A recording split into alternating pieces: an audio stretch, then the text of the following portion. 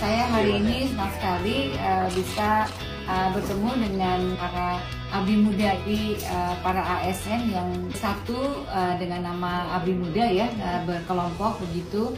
Mereka memberikan masukan-masukan pada kami untuk bagaimana perbaikan-perbaikan di dalam melakukan reformasi birokrasi, kemudian juga bagaimana perbaikan-perbaikan manajemen ASN.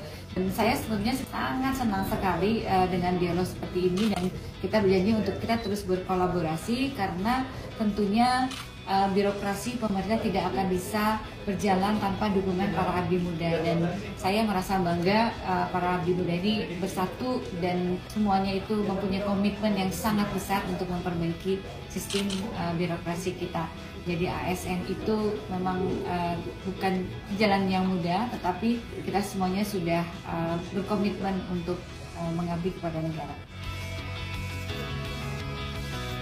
Kami pada hari ini berterima kasih kepada Ibu Menteri karena diberikan kesempatan yang luar biasa, bahwa ini adalah bukti bahwa ASN, terutama pemerintahan, sangat terbuka terhadap dialog-dialog untuk membangun Indonesia menjadi lebih baik lagi.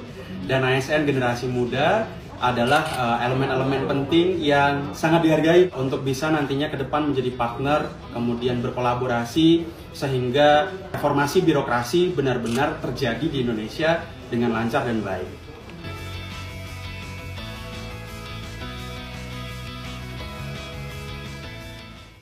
Hai kakak-kakak sekalian, beginilah diskusi saya dengan kakak Muhammad Rifki, Ketua Komisi 2 DPR RI terkait nasib honorer di Indonesia. Ayo simak. Nias, beliau menyampaikan dua hal penting.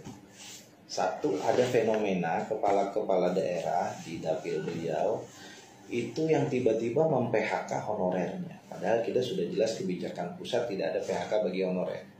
Saran saya bagi daerah yang seperti ini, manfaatkan kuota P3K yang masih ada lebih kurang 400.000 orang di Indonesia.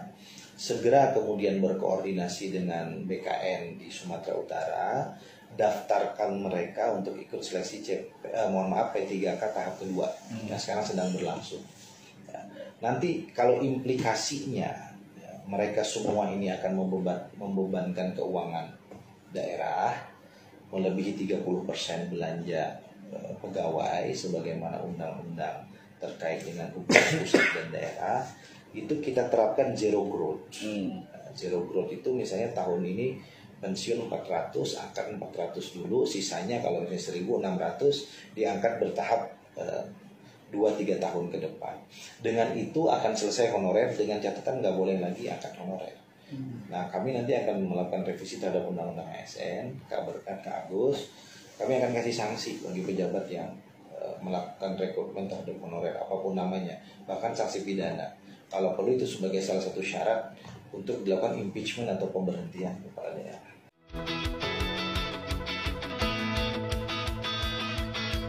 Saya hari ini senang sekali bisa bertemu dengan para abdi muda di para ASN yang satu dengan nama Abdi Muda ya, berkelompok begitu. Mereka memberikan masukan-masukan pada kami untuk bagaimana perbaikan-perbaikan di dalam melakukan reformasi birokrasi, kemudian juga bagaimana perbaikan-perbaikan manajemen ASN.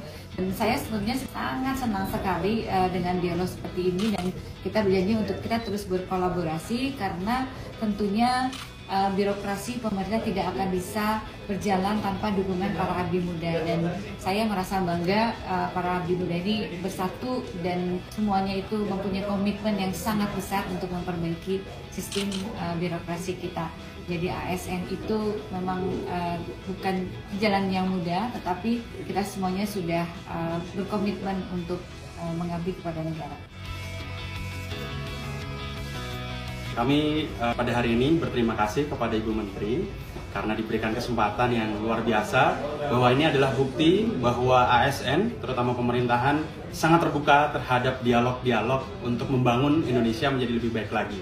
Dan ASN generasi muda adalah elemen-elemen penting yang sangat dihargai untuk bisa nantinya ke depan menjadi partner, kemudian berkolaborasi, sehingga reformasi birokrasi benar-benar terjadi di Indonesia dengan lancar dan baik.